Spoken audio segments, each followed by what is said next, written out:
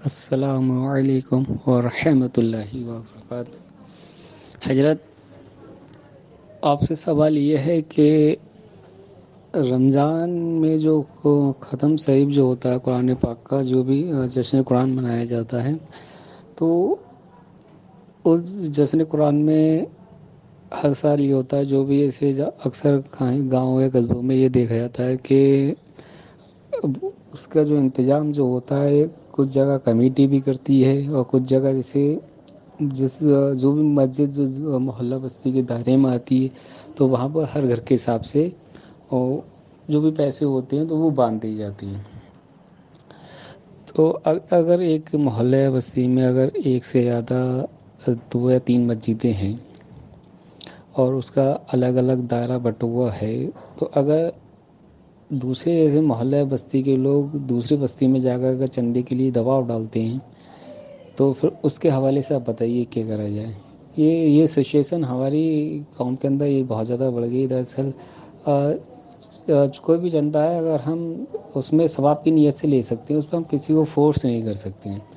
جیسے ہم جن مسجد کے حکم میں آ رہے ہیں اس میں تو ہمیں چاہیے کہ ہم اس میں بڑھ چڑھ کر حصہ لیں، لیکن جو دوسرے محلے جو بستی کی ہیں اگر وہ بھی آپ کے اوپر دباؤ ڈالیں جیسے تو پھر اس میں کیا کرا جائے۔ اور جیسے کچھ جیسے شریعت کے خلاف کام ہوتے ہیں، جیسے محرم داری ہو گئی، امام باڑے ہو گئے، ڈھول تاج وغیرہ ہو گئے، اس کے لیے بھی دباؤ ڈالا جاتا ہے۔ تو اس میں اگر انسان حصہ نہیں لینا چاہ رہا ہے، اگر ان سے منع کر رہا ہے تو وہ لڑائی جھگڑے کے لیے اتر جاتے ہیں۔ پھر تو مرکز سے یا پھر کوئی بھی جو ہمارے جو علماء کرام ہیں، دراصل ہم کس سے کہیں یہ بات نہیں دیتے ہیں تو وہ لڑتے ہیں، اگر ہم اور لڑائی نہ لڑنے کی ڈر سے انہیں پھر چندہ دیا جاتا ہے۔ جو شریعت کے جو کام ہے ان میں تو اس سے لینے سے اللہ تعالیٰ اس کا عرض دے گا، ثواب عطا کرے گا، ثواب کی نیت سے لے رہے ہو تم۔ اور جو شریعت کے خلافی کام ہے ان کے لیے بھی فورس کرا جائے تو پھر کیا کرا جائے حضرت؟ یہ زیادہ اکثر جگہوں پر جو ایسا ہو رہا ہے، تو اس کے حوالے سے اب بتائیے۔ وعلیکم السلام ورحمۃ اللہ تعالی وبرکاتہ۔ رضوی دارالافتاء اہل السنہ پر یاد فرمانے کا شکریہ۔ آپ کا ایک سوال موصول ہوا، جواب حاضر۔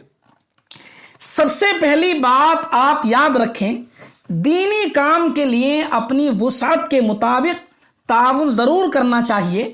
آپ کے محلے کی مسجد کے لیے ہو یا دوسرے محلے کی مسجد کے لیے یا کسی اور دینی کام کے لیے ہو، لیکن یہ بات بھی یاد رہے، دینی کام کے لیے جبراً زبردستی کسی سے چندہ لینا جائز نہیں ہے، بلکہ خوش دلی رضامندی کے ساتھ لوگوں سے چندہ لیا جا سکتا ہے۔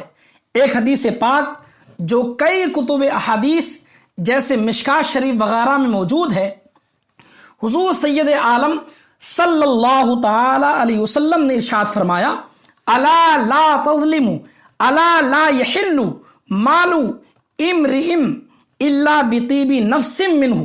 رسول پاک صلی اللہ تعالی علیہ وسلم نے ارشاد فرمایا، خبردار کسی پر ظلم نہ کرو، خبردار کسی آدمی کی ملکیت کی کوئی چیز اس کی دلی رضامندی کے بغیر لینا حلال نہیں، لہذا کسی کا مال بغیر اس کی دلی رضامندی کے لینا جائز نہیں ہے۔